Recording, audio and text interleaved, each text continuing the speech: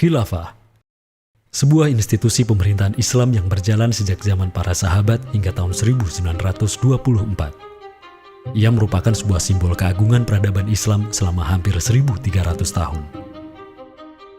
Setelah hampir seabad pasca keruntuhannya, kini ia kembali mencuat sebagai isu yang begitu hangat di tengah masyarakat. Belahan dunia timur dan barat membicarakannya, tak terkecuali di Indonesia.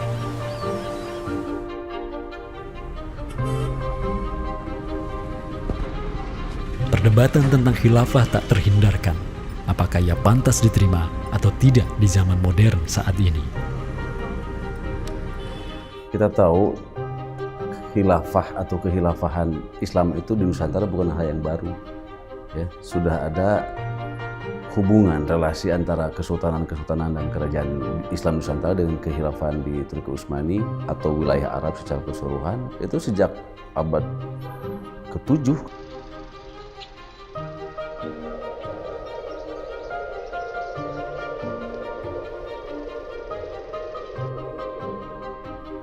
Sejarah khilafah yang panjang di pentas dunia telah memainkan debutnya di Nusantara.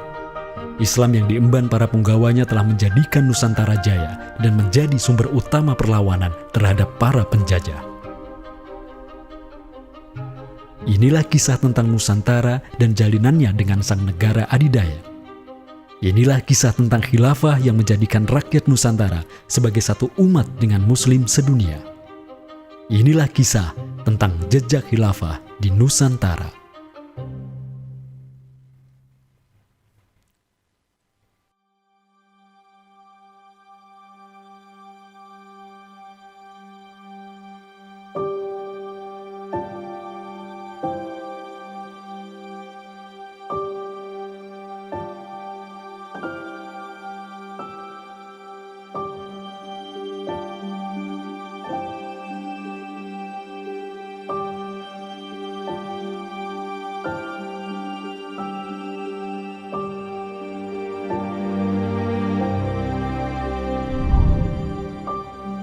Senin, 12 Rabiul Awal tahun 11 Hijriah, bertepatan dengan tahun 632 Masehi. Seluruh langit dunia dirundung mendung. Semua orang di Madinah menundukkan wajahnya, kosong pandangan seraya bercucuran air mata. Di pagi itu, kabar duka menyeruak ke seluruh negeri. Rasulullah Sallallahu Alaihi Wasallam wafat. Pada saat Rasulullah SAW wafat, Abu Bakar itu berkhutbah. Abu Bakar mengatakan begini, Ya ayyuhan nas, inna Muhammadan qad mata. Wala budda lihada dini man yakumu bihi. Kata Abu Bakar begitu. Wahai manusia, sesungguhnya Muhammad sudah wafat. Dan urusan agama ini harus ada yang mengurusnya. Setelah Abu Bakar menyampaikan demikian, para sahabat pun segera bersepakat untuk mencari dan memilih Khalifatur Rasulillah, seorang pengganti Nabi, untuk menjaga agama dan menjalankan urusan dunia. Mereka bahkan lebih menyegerakan urusan ini ketimbang menyegerakan pemakaman jasad Rasulullah SAW yang mulia, menandakan bahwa urusan kepemimpinan untuk kaum muslimin pasca wafatnya Nabi merupakan perkara yang amat mendesak. Karena itu Sayyidina Umar juga mengatakan, La islama illa bil jamaah, wala jama'atan illa bil imarah, wala imaratan illa bit ta'ah. Umar juga memahami sebagaimana yang dipahami oleh Abu Bakar. Islam ini tidak akan kuat kecuali dengan adanya jamaah, dengan adanya persatuan. Dan tidak mungkin umat ini bisa bersatu kecuali dengan adanya imarah, adanya khilafah, adanya kepemimpinan. Dan tidak mungkin adanya imarah kecuali dengan adanya ketaatan. Jadi para sahabat itu paham itu. Kemudian para sahabat itu juga menjalankan apa yang diperintahkan Nabi dalam hadis yang lain. Apa kata Rasulullah? Alaikum bisunnati. Kalian harus pegang teguh sunnahku. Wa sunnatil khulafa'ir rasyidin al-mahdiyyin min ba'di. Dan sunnah para khalifah rasyidin al-mahdiyyin min ba'di, mendapatkan petunjuk setelahku. Kemudian Nabi mengatakan, addu alaiha bin nawajidi. Kalian harus gigit sunnah itu dengan menggunakan gigi geram dan jangan dilepaskan. sunnah yang ditinggalkan oleh para khulafaur rasyidin itu apa? Pertanyaannya begitu. Jawabannya tidak lain adalah khilafah itu, sistem khilafah itu. Maka di Saqifah Bani Sa'idah bersepakatlah kaum muslimin untuk memilih Abu Bakar sebagai khalifah pertama untuk mengatur negara mereka yang disebut sebagai khilafah Islamiyah. Negara khilafah di bawah kepemimpinan Abu Bakar dan khalifah-khalifah setelahnya, Umar bin Khattab, Utsman bin Affan, dan Ali bin Abi Thalib cepat sekali berkembang. Mereka memperluas wilayah khilafah hingga mendobrak dua negara adidaya saat itu, Kekaisaran Persia dan Imperium Romawi. Semua aktivitas ekspansi tersebut merupakan realisasi kebijakan politik luar negeri khilafah Islamiyah, dakwah, dan jihad. Sementara di Timur Tengah sedang terjadi revolusi tauhid yang luar biasa dengan munculnya negara adidaya baru yang bernama Khilafah Islamiyah. Jauh di sebelah timur, terbentang sehamparan kepulauan yang teramat luas wilayahnya. Masing-masing pulau ini begitu hijau hutannya, mata air mengalir dengan begitu derasnya, disertai kekayaan alam yang melimpah ruah jumlahnya, baik di bawah maupun di atas tanah, baik sebelum maupun selepas pantai. Negeri itu dikenal sebagai Nusantara. Diapit oleh dua benua dan dua samudra, amatlah strategis posisi wilayah Nusantara, menjadikan ia sebagai pelabuhan dagang yang ramai, tempat bertemunya bangsa-bangsa dunia. Kala itu, belumlah penduduk di Nusantara mengenal Islam, sementara kehidupan mereka sedang diselimuti oleh kegelapan. Namun, tatkala Islam sedang membara di Timur Tengah, tentu sampailah pengaruhnya ke Nusantara.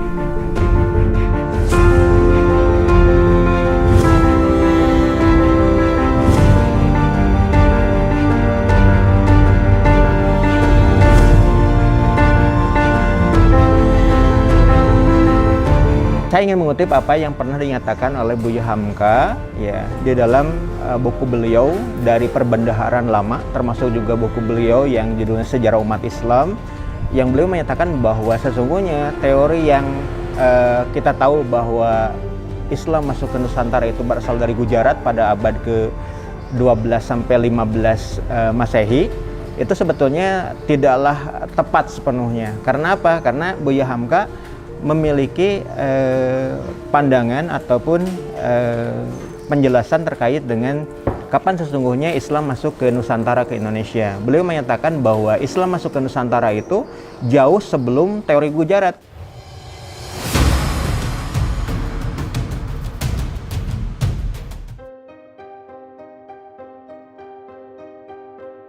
Di bawah pemerintahan Khulafaur Rasyidin yang wilayahnya membentang dari Afrika Utara sampai Persia, perdagangan kaum muslimin berkembang pesat dengan dikuasainya pelabuhan-pelabuhan strategis di Samudra Hindia. Hubungan diplomatik dan komersial pun terjalin dengan sejumlah kerajaan dari India sampai Cina.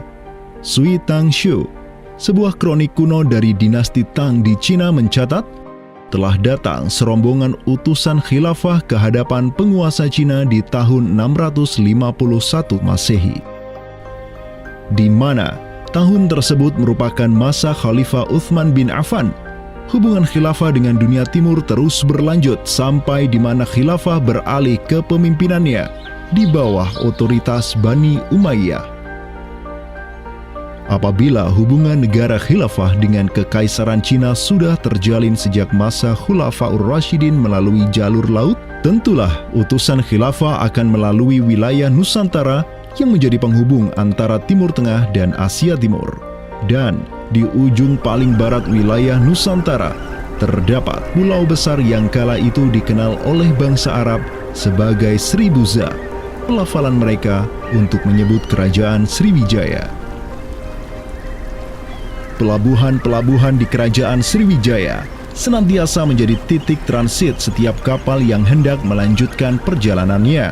Tentu, penguasa Sriwijaya akan menyadari keberadaan pelayar-pelayar muslim yang singgah di wilayah kekuasaannya. fakta bahwa kerajaan Maharaja Indravarman di Sriwijaya itu ada komunikasi dengan Daulah Umayyah, mengirim surat 2 kali yang isi suratnya itu dari raja dengan 1000 gajah ya dan sebagainya, yang menunjukkan surat menyurat seabad itu yang menunjukkan ada hubungan kekhilafahan dengan Nusantara. Dan secara historis ya sangat logis ketika itu superpower dunia adalah khilafah. Surat yang dikirim oleh Maharaja Sri Indrawarman dari Sriwijaya tersebut dialamatkan ke Damaskus, ibu kota Khilafah Umayyah yang saat itu dipimpin oleh Khalifah Umar bin Abdul Aziz. Dalam surat itu disebutkan, min malikil amlak alladhi huwa ibnu alfi malik walladhi tahtahu bintu alfi malik walladhi fi marudatihi alfu filin walladhi lahu nahrani yumbitani al-auda wal-allawha wal-jawza wal-kafura alladhi yujadu rihuhu ala masirati 12 milan ila malikil arab alladhi la yushriku billahi syai'an. Amma ba'du, fa inni qad ba'athtu ilaika bihadiyatin wa ma hiya bihadiyatin walakinnaha tahiyatun wa ahbabtu an tab'atha ilayya rajulan yu'allimuni al-islama wa yuwaqqifuni ala hududihi wassalam. Maka di bawah kepemimpinan sang Khalifah Umar bin Abdul Aziz, khilafah menyebarkan rahmatan lil alamin ke segala penjuru dunia, termasuk Nusantara.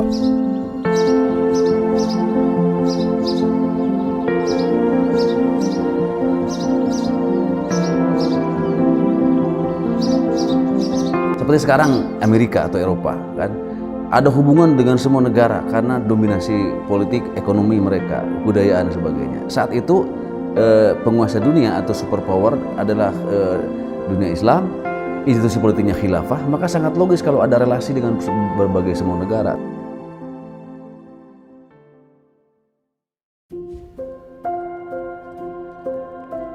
Tahun 1258,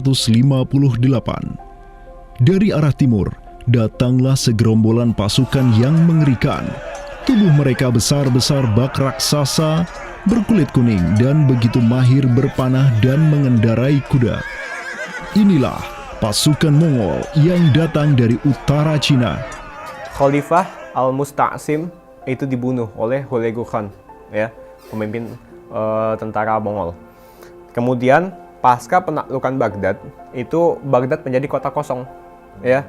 Penduduknya dibantai, khalifah dibunuh, ya. Kotanya dibakar, perpustakaannya dihancurkan, wah pokoknya kacau sekali lah. Nah, tapi ternyata banyak keluarga Abbasiyah, ya, dinasti Bani Abbasiyah yang dia itu selamat dari pembantaian orang-orang Mongol, dan mereka itu akhirnya berdiaspora, mengungsi, ya. Ada yang berdiaspora, ada yang mengungsi ke Hijaz, ada yang mengungsi ke daerah Najd, ya, ada yang mengungsi ke daerah Mesir. Ada satu keturunan Abbasiyah, Bani Abbasiyah, yang dia itu mengungsi sampai ke Aceh, gitu. Di mana Aceh itu dulu, ya, negara yang berkuasa di sana adalah Samudra Pasai.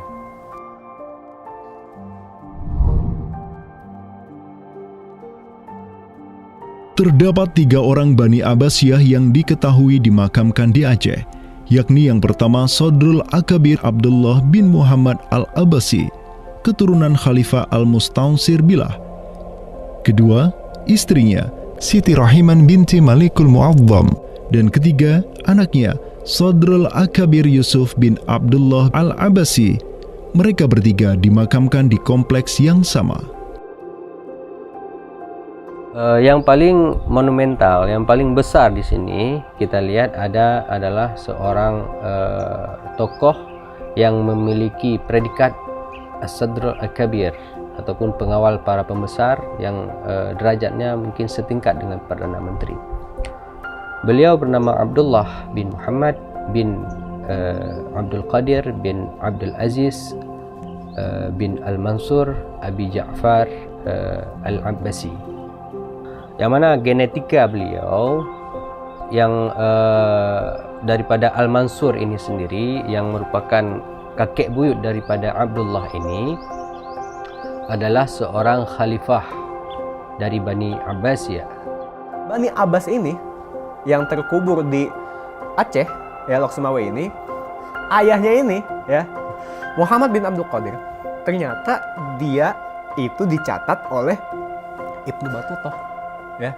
Dicatat oleh Ibnu Battuta dalam rihlahnya kitab Tuhfatun Nazar, ya. Nah, dia itu ayahnya Abdullah bin Muhammad Sodrul Akabir yang di Pasai itu menjadi gubernur, ya, menjadi gubernur di mana? Di daerah India, gitu. Dicatat oleh Ibnu Battuta, gitu, ya. Dan Ibnu Battuta mencatat sultan-sultan di India itu begitu hormat, ya, begitu taat, dan mereka itu memuliakan keturunan Khalifah Abbasiyah ini, ya, keturunan Khalifah Al-Mustansir billah, begitu. Nah, ini mengindikasikan bahwasanya apa? Sultan-sultan India itu begitu memuliakan, dan mereka itu dalam satu riwayat lain juga membaiat Khalifah Abbasiyah yang ada di Mesir. Sementara sultan-sultan di India, ya, Kesultanan Islam di India itu punya hubungan erat dengan Samudra Pasai, begitu. Nah, di sini kita bisa menduga kuat bahwasanya Samudra Pasai itu juga berbaiat kepada Khalifah Abbasiyah. Samudra Pasai pada masa itu berbaiat kepada dinasti sebelum Utsmaniyah berkuasa, yaitu kita menduga dan meyakini hal tersebut sesuai fakta-fakta yang kita temukan di lapangan bahwa Madinatul Sumatera ataupun Jaziratul Jawi, Samudra Pasai itu berbaiat langsung kepada dinasti Abbasiyah. Sultan Zainal Abidin bin Ahmad bin Malikus Zahir bin Malikus Saleh, penguasa Pasai di masa Sodrul Akabir Abdullah Al-Abbasi hidup, menyatakan baiatnya kepada Khalifah Al-Mutawakkil 'ala Allah di Kairo di awal abad ke-15. Begitu pula sebelumnya, Sultan Muhammad bin Tughluk di Delhi diikuti oleh Sultan Jalaluddin Muhammad dari dinasti Raja Ganesh di Bengali dan penguasa dari dinasti Utsmaniyah di Turki, Sultan Bayazid pertama. Seluruh sultan di dunia Islam menyatakan baiatnya kepada Khilafah Abbasiyah semenjak gelombang badai Mongol berhasil dihentikan oleh pahlawan-pahlawan Mamluk. Pusat Khilafah Abbasiyah kini berpindah ke Kairo, Mesir, dan menjadi magnet kaum muslimin global. Dari pusat khilafah inilah dakwah Islam mulai bangkit kembali dan menggencarkan aktivitasnya dengan mengirim berbagai juru dakwah ke seluruh penjuru alam. Dengan Samudra Pasai yang mendaulatkan dirinya sebagai Darul Islam yang berbaiat kepada khalifah, Samudra Pasai mengemban tugas untuk mengubah seluruh Asia Tenggara dari Darul Kufri menjadi Darul Islam. Sultan Zainal Abidin Ra Ubabdar dibantu oleh putra Sodrul Akabir Abdullah bin Muhammad Al-Abbasi, yakni Yusuf bin Abdullah, yang di pucuk pusaranya tertera nama kakeknya Khalifah Al-Mustansir billah, banyak menaklukkan wilayah-wilayah yang belum Islam di Sumatera dan Semenanjung Malaya. Seperti Ra Ubabdar. Ra Ubabdar itu berasal dari dua kata, Ra dan Ubabdar, yang mana artinya adalah penguasa gelombang. Ini adalah sebuah predikat yang sangat luas sebenarnya maknanya. Sesuai dengan masa yang ditorehkan pada waktu tersebut, bahwa Sultan Zainal Abidin Ra Ubabdar bin Ahmad bin Muhammad bin Al-Malik Al-Salih ini adalah salah satu masa kegemilangan Samudra Pasai, yang mana kita ketahui setelah masa tersebut yang memimpin Kesultanan Sumatera adalah anak keturunan daripada beliau ini, yang jumlahnya sampai 11 orang sultan. Bergerak dan terus bergerak itu meluaskan dakwah Islamnya sampai ke pulau-pulau. Itu masa Zainal Abidin Ra Ubabdar, terutama penakluk gelombang yang dijuluki beliau itu melebarkan sayap itu sampai ke seluruh Asia Tenggara.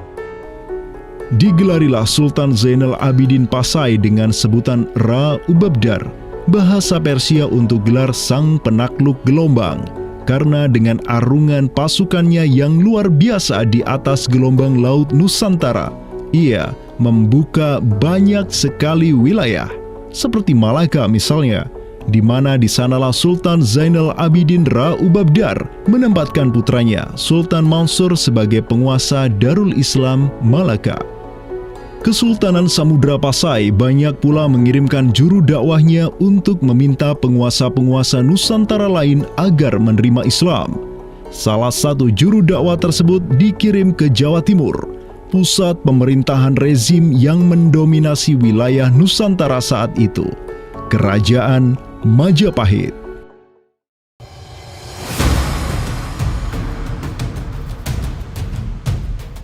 Gresik, Jawa Timur.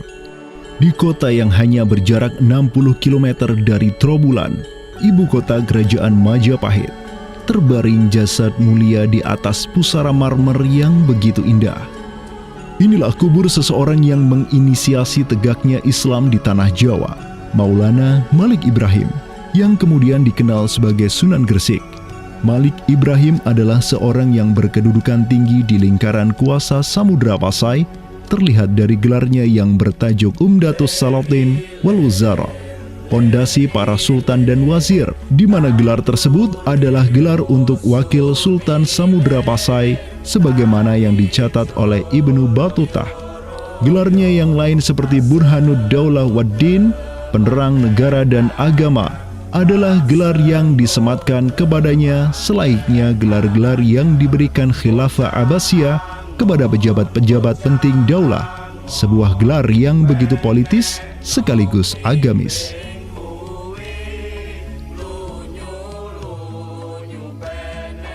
Maulana Malik Ibrahim dikirim oleh Pasai untuk mendakwahkan Islam kepada rakyat dan para penguasa Majapahit. Banyak orang-orang dari kesultanan ini, Kesultanan Samudra Pasai, yang itu berbaiat langsung ke khalifah, itu mengirim orang-orang atau orang-orang Pasai itu banyak bermigrasi ke daerah-daerah lain di Nusantara. Misalkan ya, kalau kita perhatikan makam tertua ya, salah satu makam tertua di Jawa yang sekarang terletak di Gresik, siapa orangnya ya? Pemilik makam ini itu adalah Maulana Malik Ibrahim. Maulana Malik Ibrahim ya, kalau kita perhatikan makamnya yang di Gresik itu sama persis gayanya dengan apa? Dengan makam-makam yang ada di Pasai, begitu. Nah, ini merupakan bukti bahwasanya Sunan Gresik itu pernah ada di Pasai, ya, dan dia itu ya tahu sendiri lah, ya, bahwasanya Maulana Malik Ibrahim yang kemudian dikenal juga sebagai Sunan Gresik itu merupakan salah satu dari Wali Songo. Bersama kakek, paman, keponakan, cucu cicit dan murid-murid pilihannya yang kemudian disebut Wali Songo, Maulana Malik Ibrahim berdakwah di Jawa dan menyebarkan Islam di kalangan penduduknya. Mereka mendapat sokongan penuh dari negara yang berkuasa di Samudra Pasai, kesultanan yang berbaiat kepada Khilafah Abbasiyah. Dakwah mereka terus berkembang, perlahan namun pasti, dan mulai melumat persendian kuasa Majapahit yang mulai keropos akibat kekacauan internal mereka sendiri.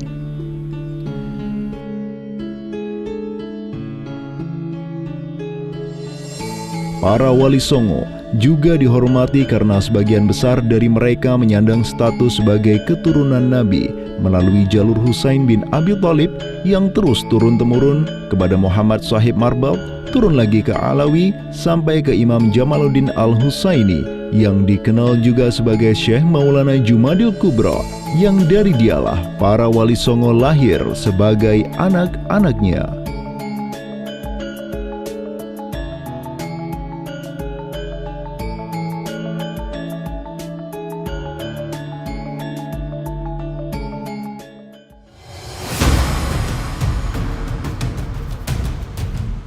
Bertolak dari Gresik, dakwah para wali menyebar ke kota-kota lainnya di Pulau Jawa, bahkan sampai keluar Jawa seperti Maluku, Ternate, Makassar, Kalimantan, dan sebagainya. Selain kalangan rakyat, banyak pula pejabat-pejabat Majapahit yang tercerahkan dengan Islam dan sukarela mengucap syahadatain, seperti para adipati Majapahit di Palembang, Cirebon, Semarang, Pekalongan, Jipang sampai Mataram, Tak tanggung-tanggung, di antara mereka yang berislam bahkan merupakan sang putra mahkota Majapahit sendiri, Pangeran Jimbun alias Raden Patah, yang merupakan buah dari pernikahan Raja Brawijaya kelima dengan seorang putri Cina. Ketika dewasa, Raden Patah belajar kepada Sunan Giri di Surabaya, kemudian diangkat menjadi Adipati Demak oleh ayahnya. Kemudian, di tahun 1478, Brawijaya kelima digulingkan oleh pesaingnya dari Kediri, Girindra Wardana. Tahta Majapahit yang diduduki oleh musuh ayahnya lantas membuat Raden Patah di Demak beserta seluruh elemen Islam di Jawa pimpinan para Wali Songo bangkit berjihad melawan Girindra Wardana dan penerusnya Patih Udara. Mereka terus berjihad dengan penuh keberanian hingga akhirnya berhasil melumat kekuasaan Majapahit yang dipegang oleh para pemberontak dari pihak Girindra Wardana dan Patih Udara. Kaum muslimin pun meraih kemenangan hingga akhirnya mereka berhasil memproklamirkan berdirinya sebuah daulah Islam pertama di tanah Jawa, Kesultanan Demak, pada tahun 1482. Digelari Raden Patah sebagai Senopati Jimbun Ningrat Ngabdurrahman Panembahan Palembang Saidin Panatogomo, atau dengan gelarnya dalam bahasa Arab Sultan Syah Alam Akbar Al-Fatah. Dialah sultan yang telah memfutuhat Jawa menjadi Darul Islam. Dengan berdirinya Demak sebagai daulah Islam pertama yang berdaulat di tanah Jawa, bertambahlah kuat bargaining politik Islam di kawasan Nusantara bersama-sama dengan Kesultanan Samudra Pasai di Sumatera, Kesultanan Malaka di Semenanjung Malaya, Kesultanan Brunei di Borneo, Kesultanan Sulu di Filipina, begitu pula Sultan pertama di Ternate, Sultan Zainal Abidin, yang pernah menimba ilmu ke Jawa di bawah bimbingan Sunan Giri. Dalam rentang abad yang bersamaan, kemenangan daulah Islam di kawasan Nusantara juga diiringi dengan penaklukan Konstantinopel, ibu kota Romawi Timur, oleh salah seorang sultan dari Bani Uthmaniyah, Muhammad Al-Fatih. Penaklukan Konstantinopel sekaligus menandakan tamatnya riwayat Imperium Romawi Timur untuk selama-lamanya. Penaklukan Konstantinopel pada tahun 1453 oleh Muhammad Al-Fatih, sang Sultanur Rum, merupakan realisasi dari janji yang telah terucap ratusan tahun sebelumnya oleh lisan mulia sang Sayyidul Mustafa, Rasulullah Muhammad sallallahu alaihi wasallam. Sungguh, Konstantinopel akan benar-benar ditaklukkan. Sebaik-baik pemimpin adalah pemimpin yang berhasil menaklukkan Konstantinopel, dan sebaik-baik pasukan adalah pasukan yang menyertainya. Dengan dikdayanya kuasa Islam di tanah Rum, menjadikan para penguasa Uthmaniyah mempunyai citra istimewa di kalangan rakyat Nusantara.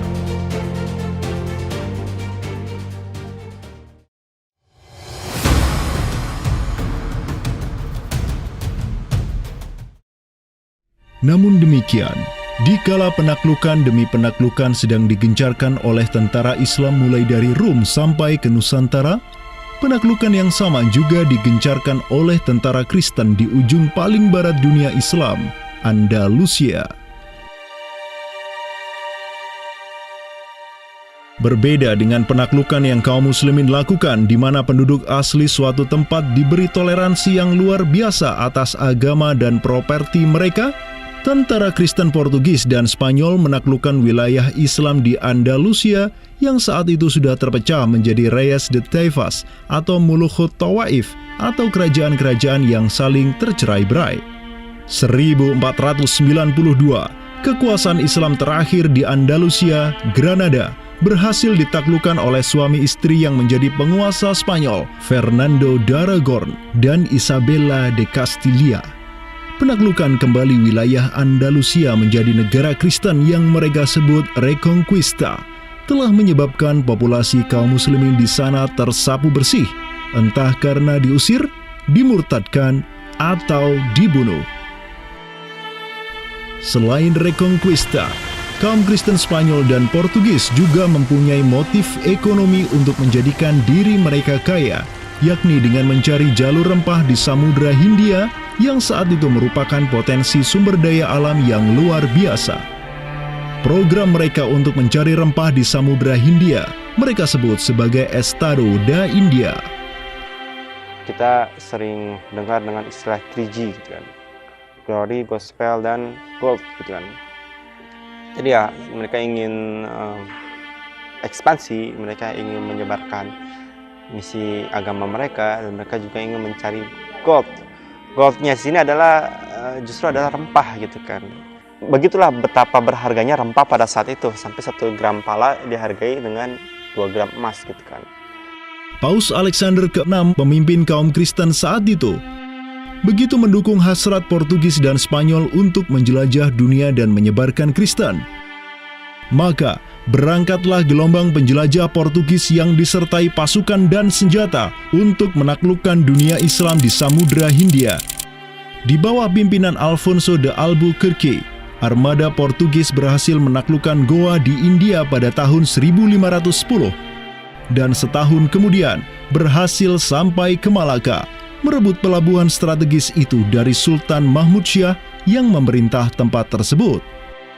Dengan bercokolnya Portugis di Nusantara, dimulailah babak baru sejarah Islam di kawasan ini.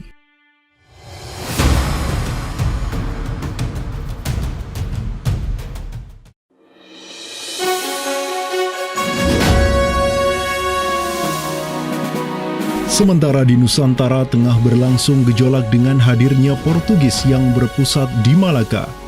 Cucu dari Sultan Muhammad Al-Fatih dari Bani Uthmaniyah, yakni Sultan Selim pertama, berhasil meluaskan pengaruh dan kekuasaannya di dunia Arab.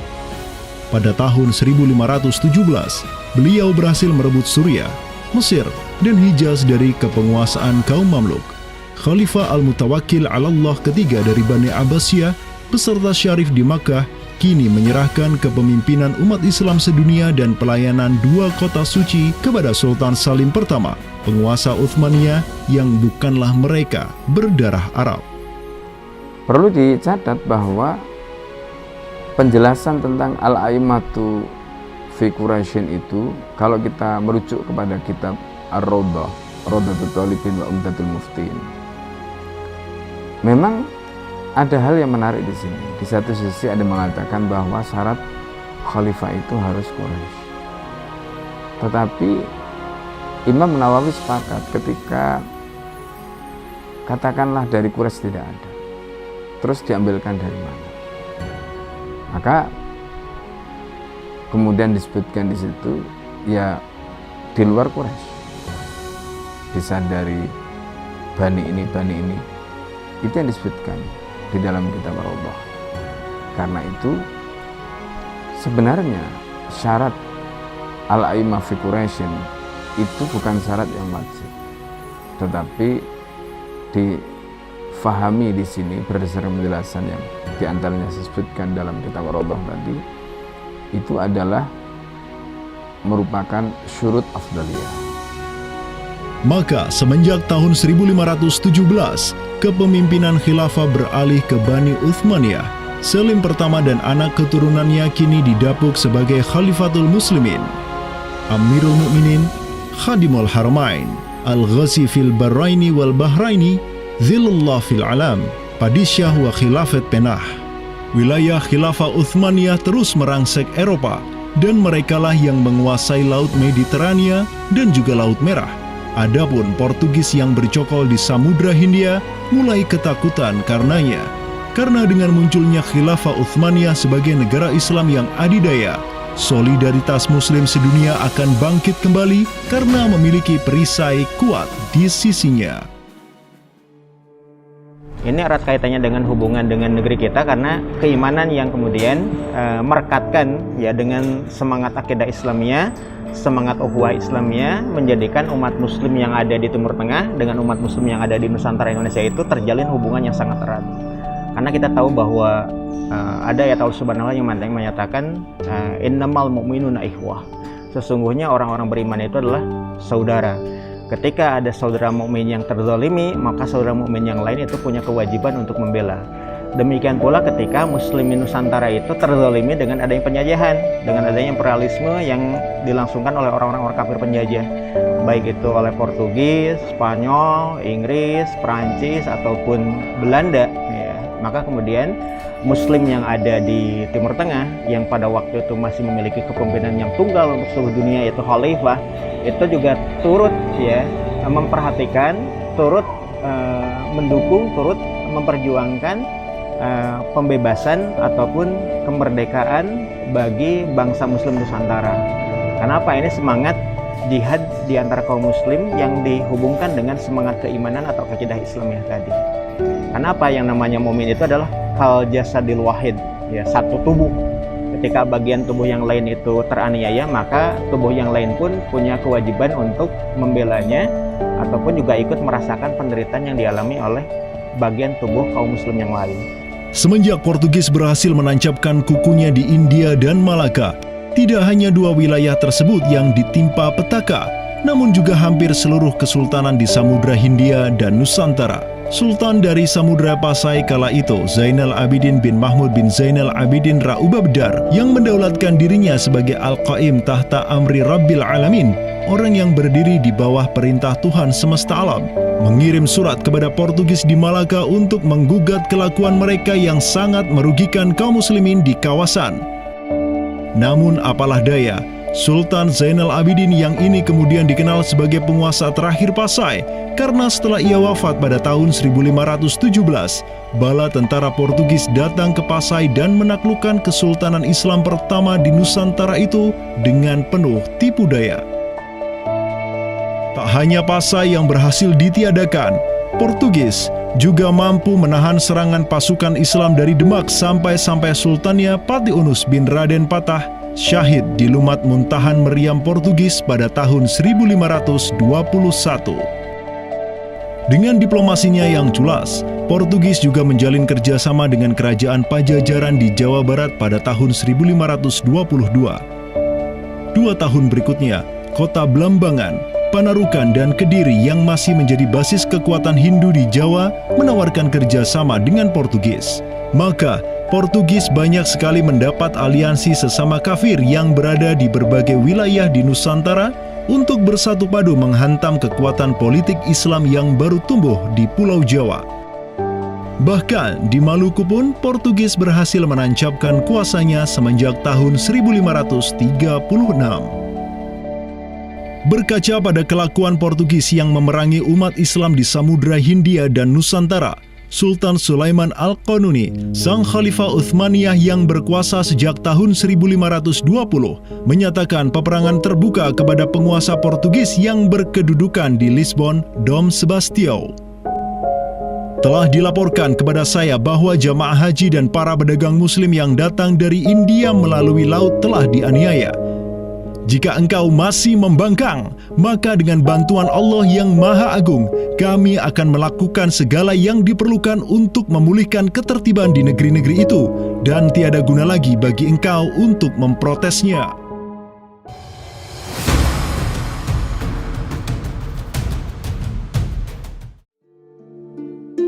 Penjaga kedaulatan Islam di Sumatera yang harum selama ratusan tahun, Samudra Pasai, kini sudah sirna di bawah kungkungan Portugis.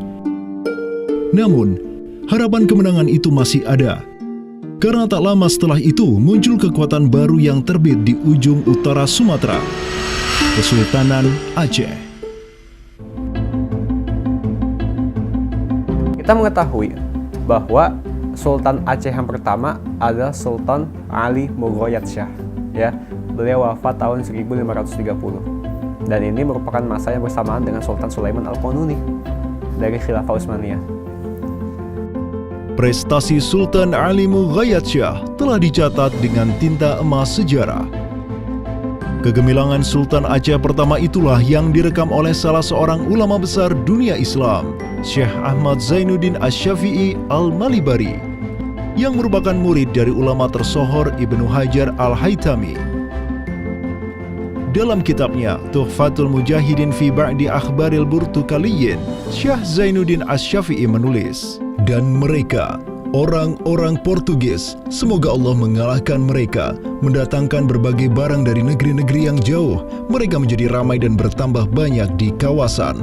Para penguasa berbagai pelabuhan menuruti kehendak mereka sehingga mereka sepenuhnya menguasai pelabuhan-pelabuhan tersebut. Pelayaran hanya dapat dilakukan dengan jaminan keamanan dari mereka. Perdagangan dan kapal-kapal mereka bertambah banyak dan sebaliknya, perdagangan muslimin di luar kapal-kapal dan benteng-benteng yang mereka bangun makin merosot. Tiada seorang pun yang dapat merebut kota-kota pelabuhan itu selain Sultan yang mujahid, Ali Al-Ashi. Semoga Allah menerangkan kuburnya. Karena Sultan Ali Al-Ashi lah yang telah membuka Sumatera dan menjadikannya Darul Islam. Semoga Allah membalas kebaikannya untuk kaum muslim dengan sebaik-baik balasan. Kalau kita perhatikan makam Sultan Ali Mugoyatsyah, di situ ada kalimat menarik yang terpampang di inskripsi makamnya. Al-Ghazi fil barri wal bahri yansuruhullah. Ya. Bahwasanya Sultan Ali Mugoyatsyah itu juga dikenal sebagai Al-Ghazi, ya, petarung fil barri wal bahri, di darat dan di laut, yansuruhullah. Semoga Allah menolong dia. Begitu. Nah, kalau kita telisik gelar ini, ya, Al-Ghazi fil barri wal bahri yansuruhullah, gelar Al-Ghazi itu merupakan sesuatu yang biasa digunakan oleh sultan-sultan Utsmaniyah. Inilah sang pemimpin para Ghazi dari Aceh, Sultan Ali Mughayat-Syah. Ialah yang menyatukan berbagai pemimpin lokal di Nanggro dan menjadikannya sebagai satu kekuatan tempur yang dipenuhi keimanan dan ketakwaan kepada Allah. Sebenarnya yang bergelora di masyarakat Aceh ini itu jihad fisabilillah, ya, itu atas nama Islam.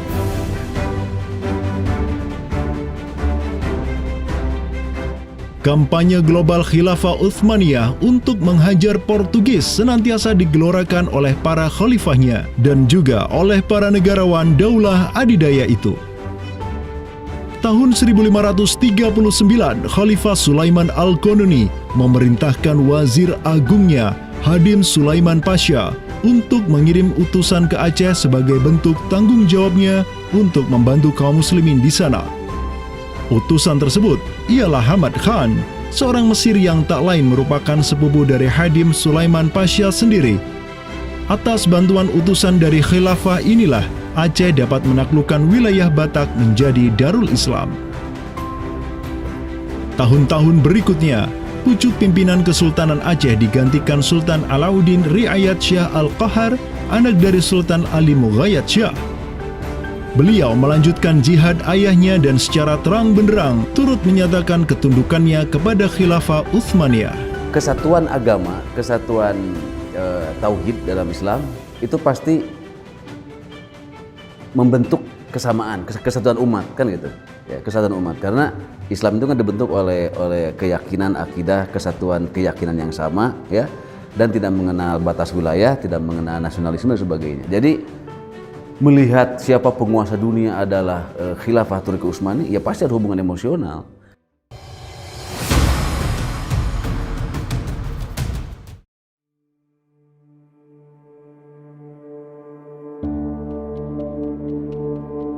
Pada tahun 1566, Sultan Alauddin Riayat Syah Al-Qahar mengirim surat ke Istanbul. Dan pada baris ke-69 sampai ke-71, Sultan Aceh ini menyatakan baiatnya kepada Khalifah Sulaiman Al-Qanuni.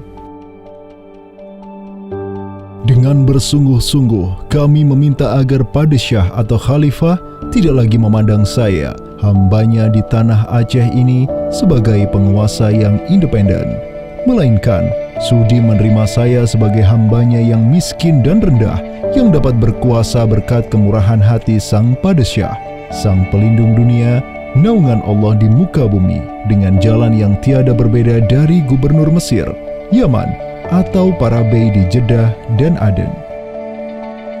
Sultan Selim kedua tatkala mendengar, ya, membaca surat dari Aceh ini, di mana surat Aceh ini itu selain memberikan baiat, dia itu juga meminta pertolongan kepada Khalifah Amirul Mukminin sebagai pelindung dunia Islam global agar mengirim sejumlah persenjataan ya, kapal perang, ahli-ahli militer ya kemana? Ke Aceh untuk menghadapi Portugis yang saat itu sedang menguasai Selat Malaka. Begitu. Nah, akhirnya apa? Bahkan Sultan Selim II itu menyebutkan ya Aceh itu sebagai wilayati Aceh ya. Wilayat itu asal katanya dari bahasa Arab, wilayah. Wilayah itu kalau dalam istilah tata negara Islam ya merupakan provinsi gitu. Jadi di sini ya Sultan Selim II, Khalifah Utsmani ini menyebut Aceh itu sebagai provinsi, wilayati Aceh. Atau dalam arsip yang lain disebut wilayatul Hind ya. Kemudian kalau dari segi kerjasama militer ya, itu dengan ditandai dengan pengiriman artileri perang yang cukup luar biasa, yang bahkan sampai yang namanya meriam-meriam monster dalam meriam penghancur, dan kemudian tim ahli pembuat meriam yang dikirimkan dari Turki ke Aceh Darussalam. Tapi ya qadarullah ternyata saat itu terjadi pemberontakan di daerah Yaman ya. Pasukan-pasukan yang seyogyanya dikirim ke Aceh itu dialihkan ke Yaman ya. Walaupun dialihkan ke Yaman untuk memadamkan pemberontakan di sana, tapi tatkala pemberontakan itu selesai, apakah misi ke Aceh itu tetap berlanjut? Lanjut ya. Tetap berlanjut. Nah, akhirnya sejarah mencatat bahwasanya ada 2 kapal galeon ya, 2 kapal perang besar yang dimana isinya merupakan perwira-perwira ahli militer dari Utsmaniyah dikirim ke Sultan Alauddin Riayat Shah Al-Qahar ya. Nah, dan ini ya menurut Profesor Amirul Hadi ya jumlahnya 400 ya. Janissaries, tentara elit Utsmaniyah, dikirim ke Aceh.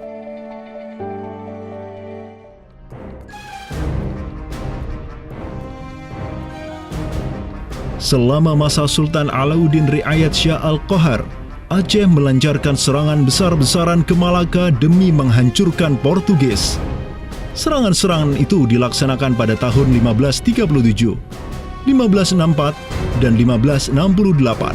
Pada serangan yang ketiga di tahun 1568, armada raksasa berkekuatan 15.000 Ghazi Aceh, 400 Janissaries dari Khilafah Utsmaniyah, dan 200 meriam monster karya para ahli senjata Utsmaniyah berangkat ke Malaka yang dikomando langsung oleh Sultan Alauddin Riayat Shah Al-Qahar. Portugis yang bercokol di Malaka benar-benar kewalahan dan hancur berantakan ketika diserang bertubi-tubi oleh pasukan Aceh.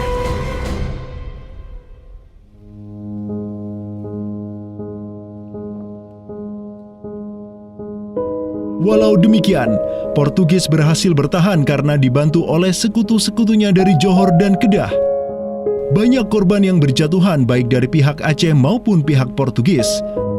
Begitu pula ada beberapa Janissaries Utsmaniyah yang turut gugur dalam jihadnya di kawasan Nusantara ini. Ada satu daerah di kawasan Bandar Aceh ini, Bandar Aceh Darussalam, itu Kampung Bitai. Itu tempat para tentara-tentara Turki syahid, kemudian dimakamkan di Bitai.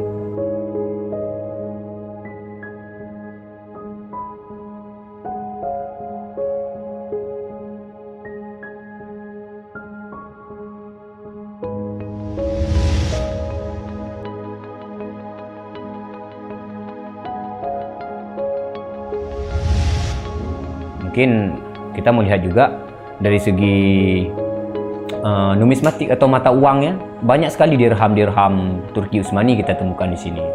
Ini adalah Gampung Pande, sebuah rawa kumuh yang terletak di tepi pantai Kutaraja, Banda Aceh. Semenjak tahun 2006, tempat ini sudah dijadikan sebagai tempat pembuangan akhir untuk sampah dan tinja. Kemudian sempat pula ingin dibangun di atasnya instalasi pengolahan air limbah atau IPAL oleh Pemda setempat.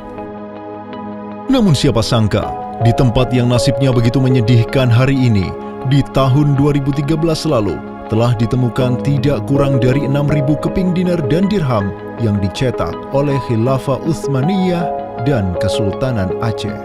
Dari Sultan Sulaiman Al-Kanuni kita temukan di sini. Kemudian Sultan Murad juga kita temukan di sini.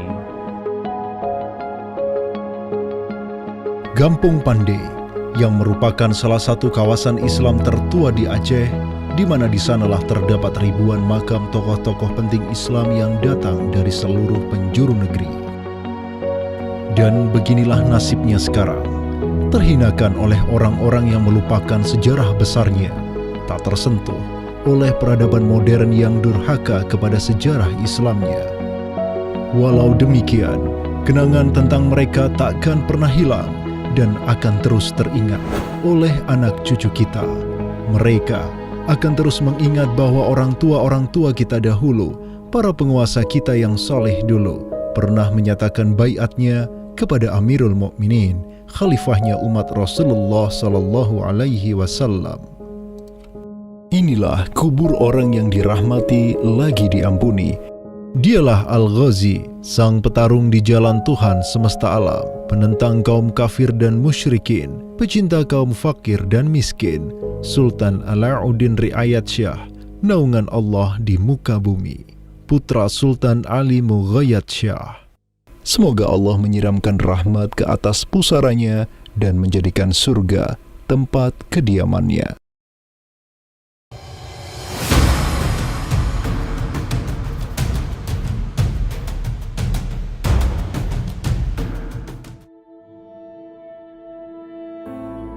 Seiring angin Katulistiwa yang terus merayu, gelora Islam juga terus melaju dari Aceh, Jawa, dan terus menyusur ke arah timur sampai ke Jaziratul Muluk, Kepulauan Raja-Raja. Di Maluku, yang juga dikenal sebagai Kepulauan Rempah-Rempah, ada begitu banyak raja yang berkuasa di masing-masing pulaunya. Namun, semenjak Zainal Abidin, penguasa Ternate yang masuk Islam dan belajar kepada Sunan Giri di Jawa, Ternate langsung memproklamirkan dirinya sebagai negara Islam. Langkah politis Sultan Ternate ini pun secara cepat diikuti oleh penguasa-penguasa lain di Maluku, sehingga negeri dengan ratusan pulau ini menjadi sebuah darul Islam. Tatkala Portugis menaklukkan Malaka, sang jenderal Portugis Alfonso de Albuquerque mengirim 3 kapal di bawah pimpinan Francisco de Serrao. Mereka berhasil mencapai Maluku, kemudian berbasis di Pulau Ambon, Banda, dan Seram. Saat itu, para penguasa Islam di Maluku terutama Ternate dan Tidore menyambut baik kedatangan Portugis. Namun seiring waktu berjalan, kemudahan fasilitas yang diberikan para penguasa Maluku membuat kaum Portugis lupa diri. Mereka secara masif memonopoli perdagangan rempah dan memurtadkan kaum muslim. Tatkala salah seorang penguasa Ternate, Sultan Hairun Jamil, mulai menggugat kelakuan lalim Portugis, Sultan Hairun pun dibunuh secara keji oleh gubernur Portugis di Maluku, Diego Lopes de Mesquita, pada Februari 1570. Pasca tragedi tersebut, tahta Kesultanan Ternate dipimpin Sultan Babullah Datuk Shah bin Hairun, seorang sultan yang segera menjadi ancaman mematikan bagi kedudukan Portugis di Maluku. Dengan pasukan laut raksasanya, Sultan Babullah menyerbu setiap benteng Portugis yang ada di Maluku. Segala kapal dan bala bantuan yang hendak dikirim untuk Portugis dari Goa dan Malaka diblokade oleh pasukan Babullah. Persenjataan kaum muslim Maluku pun cukup membuat Portugis gemetaran. Karena selain menggunakan panah, tombak, dan pedang, Sultan Babullah juga menggunakan meriam monster hasil buah tangan Janissaris Utsmaniyah. Sultan Babullah itu mempekerjakan sekitar 20 ahli militer dari Khilafah Utsmaniyah. Gitu. Nah, orang-orang Utsmaniyah ini ahli militer dan mereka itu ahli juga persenjataan. Pasukan-pasukan persenjataan itu diproduksi oleh orang-orang Utsmani ini dan mereka itu mengajarkan kepada orang-orang Maluku, pasukan Sultan Babullah, untuk membuat senjata. 20 orang Utsmaniyah ini merupakan sebuah tim ahli senjata yang menjadi bagian dari pasukan Khilafah Utsmaniyah yang dikirim Khalifah Selim kedua kepada Sultan Alauddin Riayat Shah Al-Qahar di Aceh. Dengan pengalaman yang mereka dapatkan setelah membantu Sultan Aceh berjihad melawan Portugis di Malaka, 20 Janissaries ini melanjutkan perjalanan mereka dari Aceh menuju Ternate. Peperangan dan pengepungan pasukan Babullah untuk menyerang Portugis yang bersembunyi di benteng-benteng mereka terus berjalan selama 5 tahun, dari tahun 1570 sampai tahun 1575. Akibat pengepungan tersebut, kaum Portugis amat menderita dengan kelaparan, sampai-sampai mereka memakan anjing, tikus, sampai cicak demi bertahan hidup. Hingga akhirnya pada 27 Desember 1575, Portugis mengibarkan bendera putih. Mereka pergi dari Maluku untuk selama-lamanya dengan rasa malu yang tiada terperi. Sultan Babullah yang terus berkuasa sampai tahun 1583 terus mengekspansi banyak wilayah di timur Nusantara untuk menjadi Darul Islam. Raja Makassar, Karaeng Bonto Langkasa, berhasil Babullah Islamkan sehingga Makassar menjadi Darul Islam. Begitu pula dengan Luwuk, Banggai, Mindanao, Nusa Tenggara, Aru, Halmahera, Jailolo, Bacan, hingga Papua. Semuanya tunduk kepada Sultan Babullah sehingga ia dijuluki sebagai penguasa 92 pulau. Dengan prestasi yang demikian luar biasa, tentu Babullah tidak berdiri sendiri. Ada ikatan solidaritas dengan sultan-sultan Aceh, Jawa, sampai Filipina. Ikatan sebagai satu umat. Ikatan dengan satu akidah, akidah Islam. Ikatan dengan satu semangat, semangat jihad. Dan ikatan dengan satu kepemimpinan. Karena seluruh sultan di Nusantara tunduk dan begitu hormat pada Khilafah Utsmaniyah.